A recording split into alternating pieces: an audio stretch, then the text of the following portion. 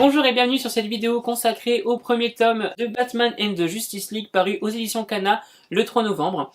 Alors avant d'acheter ce manga, j'avais des a priori, voilà. Je savais pas vraiment si j'allais le prendre, je savais pas vraiment si ça allait me tenter d'avoir toute la série de Batman, donc de DC en manga. Moi qui lis donc des comics plutôt traditionnels, j'avais peur justement que ce soit pas vraiment voilà, top au niveau des dessins, top au niveau du scénario. Et au final, j'ai été agréablement surpris. J'ai vraiment été surpris par ce premier tome que je trouve vraiment sympa. Les dessins sont top, l'histoire est prenante et le scénario aussi. Alors de quoi nous parle réellement donc ce premier tome?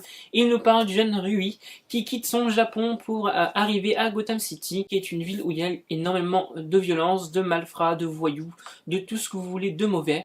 Et en fait, Rui n'est pas du tout préparé à ça. D'ailleurs, en arrivant dans la ville, il se rend compte que c'est la merde totale, puisqu'il est racketté par des policiers.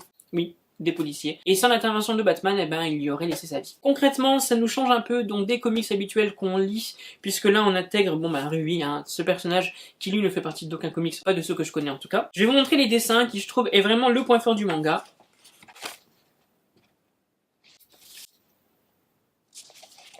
Je ne vais pas trop vous spoiler au sujet de l'histoire, sachez juste que Rui donc est à la recherche de ses parents, qu'il le pense disparu ou peut-être même mort, il n'en sait rien, tout ce qu'il sait c'est qu'ils étaient à Gotham City avant de disparaître, et il va donc tout mettre en œuvre pour les rechercher, avec l'aide de Batman, mais également donc d'autres super-héros qu'on entreaperçoit dans le manga. Ce premier tome d'ailleurs nous montre deux méchants bien distincts, et c'était vraiment sympa de les voir en manga. Ils sont vraiment très bien dessinés et très bien représentés. Vraiment, ça a été une excellente surprise. Après, c'est vrai que j'attends beaucoup du deuxième tome pour justement confirmer mon choix de ce premier tome. J'espère vraiment qu'il sera sur la même lignée, que ça partira pas dans un truc un peu what the fuck et qu'il restera bien ancré au niveau du DC, parce que oui, effectivement, c'est un manga, mais si on reprend l'univers de Batman et de la Justice League, il faut un minimum que ce soit cohérent avec ce qu'on avait également donc dans le comics. J'ai vraiment adoré ce manga, donc bien évidemment je vous le recommande.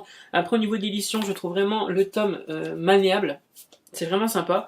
En plus de ça, il y a vraiment un confort de lecture, je veux dire, j'ai pas trouvé de couac, j'ai pas trouvé de taches d'encre ou quoi que ce soit d'autre. Franchement, c'est un manga que je vous recommande. Dites-moi dans les commentaires vos avis, si vous l'avez déjà lu ou si vous comptez le lire, si l'univers vous intéresse ou pas du tout, ou si vous voyez des différences notables avec le comics. En attendant, nous on se retrouve très bientôt pour une vidéo consacrée soit au comics, soit au manga, je verrai bien, ce sera la surprise. Et je vous dis à très bientôt, passez un excellent week-end, une très bonne semaine, bye.